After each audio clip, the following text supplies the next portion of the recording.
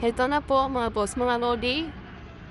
Ito po ang nangyari sa mga batang binigyan sila ng ng isang dahon ng nilagay sa loob ng hose na maliit. Para silang tipaklong. O kanilang ititindo kaya nandito sila, naging ganito. Parang silang sumasayaw sa Ito po yung klaseng na si Galileo. Parang lapatata ito, tingnan mo. Kaya, mga kaibigan, kung meron man nagbibigay sa inyo ng ganito, sana huwag niyo agad kunin kasi nakakatakot na sa panahon na yan. Hindi na pinalang kung kaanong klaseng ibinibigay sa atin. Baka masira ang kinabukasan natin. Kaya, ingat palagi mga kaibigan. Yan lang ko, nasa diskaso po ang nito po video. Ang paliwanag ando na rin.